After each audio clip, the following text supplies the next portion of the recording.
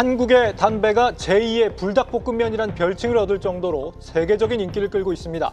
차별화된 현지화 전략과 가격 경쟁력 강화가 배경으로 거론됩니다.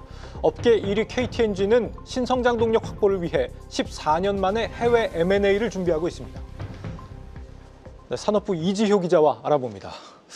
이 기자, 해외에서 우리 담배가 그렇게 잘 팔려요? 네, 저도 사실 놀랐는데요. KT&G 지난해 해외 관련 매출이 1조 4,501억 원을 달성했습니다. 이 관련이란 일반적으로 담배 하면 떠올릴 수 있는 제품을 말하는데요. 담뱃잎, 그러니까 연초를 종이에 말고 필터를 끝에 붙여놓은 담배를 말합니다. 해외 관련 판매량은 보시는 것처럼 2021년 388억 개비에서 지난해 587억 개비로 증가세를 보이고 있습니다. 이 같은 기간 삼양식품의 해외 매출은 1조 3,359억 원 수준이었는데요. 불닭볶음면 같은 라면뿐만 아니라 비중은 작지만 소스류 등의 매출도 포함이 됩니다. 당연히 전체 매출에 있어서 KT&G가 3~4배가량 삼양식품에 비해서 높기 때문에 단순하게 비교하기는 어렵지만요. 그래도 불닭볶음면만큼 담배가 해외에서 굉장히 잘 팔리고 있다. 이런 의미로 해석할 수가 있겠습니다.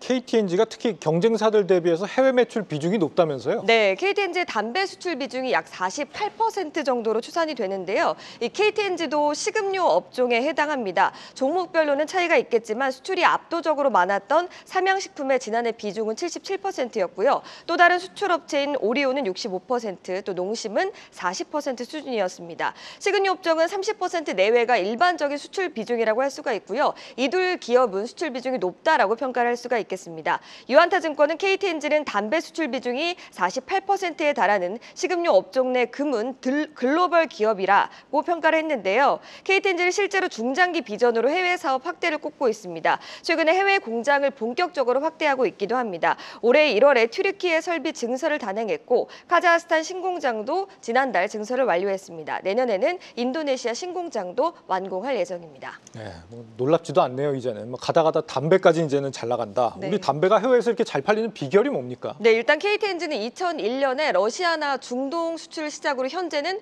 135개국에 수출을 하고 있습니다. 예. 단일 국가 기준으로는 인도네시아가 최대 수출처인데요. KT&G는 전 세계 5위, 국내 1위의 담배 업체입니다. 말씀하신 것처럼 왜 이 업체의 담배가 해외에서 인기를 끌고 있는 걸까요? 일단 결론부터 말씀을 드리면 가격 때문입니다. 인도네시아의 관련 시장만 놓고 비교를 좀 해보겠습니다. KT&G의 슬림형 담배인 에세 제품이 한 팩당 우리 돈으로 1,650원 수준에 팔리고 있는데요. 반값이네요. 예, 맞습니다. 근데 글로벌 1위 업체 보시면 필립 모리스의 말보로는 2배인 3,000원에서 3,700원에 팔리고 있습니다. 한국 브랜드는 고급이라는 이미지에 더해서 가격은 또 저렴한 편인데요. 현지에서 생산을 하고 있기 때문에 현지 규제를 피하고 또 수출 비용도 최소화한 것으로 알려지고 있습니다. 요즘은 이 전자담배들 많이 태우시던데 관련형 담배로만 진출하겠다는 건 아니죠? 네, 맞습니다. 올해 초부터 인도네시아 공장 또 카자흐스탄 공장 본격적으로 가동을 시작했다 이렇게 말씀을 드렸는데요. 네. 이들 공장에서는 관련 담배 외에도 말씀하신 것처럼 전자담배 같은 차세대 제품 NGP도 생산을 하게 됩니다. 하반기에 가서는 본격적으로 생산 효율화가 이루어질 것으로 보이고요. 특히 이 시기에 신형 NGP 디바이스 기기가 출시가 될 예정입니다. 그만큼 수익성 반등도 기대되는 상황입니다. 사실 담배가 건강에 좋은 건 아닙니다. 따라서 KT&G도 최근에 전자담배 같은 제품을 새로운 성장 동력으로 내세우고 있습니다. 필립 모리스 역시도 담배 연기 없는 미래를 아이러니하게 선언한 바 있습니다. 나아가 KT&G는 신성장 동력 확보를 위해서 M&A도 추진하고 있습니다. KT&G는 북유럽 니코틴 파우치 회사와 현재 인수 협상 중에 있는 것으로 알려지고 있는데요.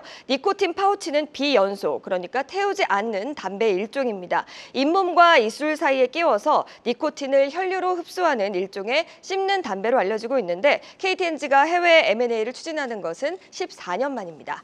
네, 투자를 상당히 공격적으로 하는 걸로 보이는데 KT&G는 대표적인 배당주 아닙니까? 이 투자를 너무 많이 하면은 배당이 어려워지는 거 아니에요? 네, 맞습니다. 사실 담배 산업은 전 세계적으로 규제가 굉장히 강한 산업입니다. 건강 때문이죠. 예. 그래서 투자는 일부에만 적용을 하고 주주 환원에 조금 더 신경을 쓰는 업종이라고 풀이를 할 수가 있겠는데요. 다만 KT&G는 해외 사업이 성장하면서 주주 환원 역시도 확대하겠다 이런 방침을 밝혔습니다. 2027년까지 주주 환원에 3조 7천억 원을 투입하기로 했는데요. 구체적으로 자사주 매입과 소각에 1조 3천억 원, 배당에 2조 4천억 원을 배정했습니다. 또 KTNG가 보유하고 있는 부동산도 대거 정리를 하고 있습니다. 원래는 기존 담배 공장 부지에 아파트나 오피스텔 같은 건물을 지어서 부동산 사업을 진행을 하고 있었는데요. 최근에는 서울 중구 코트야드 메리어트 서울 남대문 호텔을 매각하기로 결정했고요. 올해에만 부동산 자산 20건을 추가로 매각할 예정입니다. 이렇게 되면 투자 재원을 확보하고 있고 동시에 추가적인 주주 환원도 가능하다라는 분석이 나오고 있습니다.